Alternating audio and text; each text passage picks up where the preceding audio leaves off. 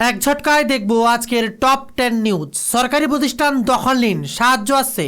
ইরানের প্রতিবাদী বার্তা এবার ট্রাম্পের। কি ভয়ানক খবর যা শুনে আপনি চমকে উঠবেন। ইরানের প্রতিবাদীদের বার্তা দিলেন ডোনাল্ড ট্রাম্প। দেশের সরকারি প্রতিষ্ঠানগুলি দখল নেওয়ার জন্য ইরানের প্রতিবাদের ডাক দিল মার্কিন প্রেসিডেন্ট। শুধু তাই নয়, যারা প্রতিবাদীদের উপর অত্যাচার করছে তাদের বড় মাসুল দিতে হবে বলে হুঁশিয়ারি দিলেন এবার ডোনাল্ড ট্রাম্প। আমেরিকা থেকে সাহায্য আসছে বলেও ইরানের প্রতিবাদীদের আশ্বস্ত করছেন মার্কিন প্রেসিডেন্ট। যেখানে দেশজোড়া বিক্ষোভ, মৃত বেড়ে 2000, স্বীকার করলো ইরান 12,000 প্রতিবাদীর মৃত্যু দাবি করছে এবার বিরোধী শিবির। ইরানের দেশ জুড়ে ছড়িয়ে পড়া বিক্ষোভে মৃত্যু হওয়ার সংখ্যা 2000 ছিল। ইরান সরকার 2000 মানুষের প্রাণহানির কথা স্বীকার করে নিয়েছে, যদিও ইরান সরকারের দাবি নিরাপত্তা বাহিনীর গুলিতে নয়, বিক্ষোভের জেরে ছড়িয়ে পড়া হিংসা এবং ভিড়ে মিশে থাকা সন্ত্রাসবাদীদের হাতে মৃত্যু হয়েছে ওই প্রতিবাদীদের। যদিও ইরান সরকার বিরোধী শিবির প্রভাবিত ওয়েবসাইট ইরান ইন্টারন্যাশনাল দাবি করেছে বিক্ষোভের জেরে মৃত্যুর সংখ্যা 12,000 পেরিয়ে গিয়েছে। বাবা মাকে অবহেলা করলেই কাটা যাবে 10% বেতন। এবার সরকারি কর্মীদের জন্য নয়া নিয়ম তেলেঙ্গানায়। বৃদ্ধ বাবা মাকে দেখছেন না সন্তান, এমন অভিযোগ অনেক সময় আদালতের দ্বারস্থ হতেও বহু প্রবীণ নাগরিককে দেখা যায়।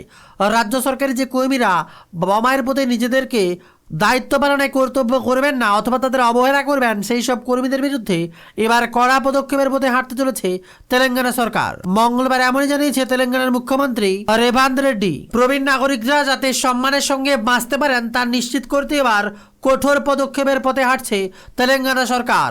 বাবা মাকে অবহেলা করলে এবার 10% বেতন কেটে নেওয়া হবে সরকারি কর্মীদের। জম্মু কাশ্মীরের রাজৌরিতে লোক বরাবর সন্দেহজনক পাকিস্তানি ড্রোন, তৎপরতার সঙ্গে গুলি চালালো নিরাপত্তা বাহিনী। বারবার সন্দেহজনক পাকিস্তানি ড্রোন দেখা যাওয়ায় নিরাপত্তা রক্ষীকে হাই অ্যালার্টে রাখা হয়েছে। সূত্রের খবর, মঙ্গলবার সন্ধ্যে 7:35 নাগাদ একটি ড্রোনের মতো বস্তু উঠতে দেখা যায়। পরে সেগুলি কালকি গ্রামের দিকেও এগোতে দেখা যায়। নিরাপত্তা সংস্থা গুলির সঙ্গে সঙ্গে গুলি চালায় এবং কাউন্টার ড্রোন ব্যবস্থা সক্রিয় করে। এরপরই সন্দেহজনক ড্রোনগুলিকে সীমান্তের ওপার দিয়ে ফিরে যেতে দেখা যায় বলে জানিয়েছে সূত্র মারফত। এদিকে আবার বড়সড় প্রযুক্তিগত ত্রুটিতে বিপর্যস্ত এক্স পরিষেবায় ব্যাহত বিশ্বজুড়ে, সমস্যায় হাজার হাজার ব্যবহারকারী।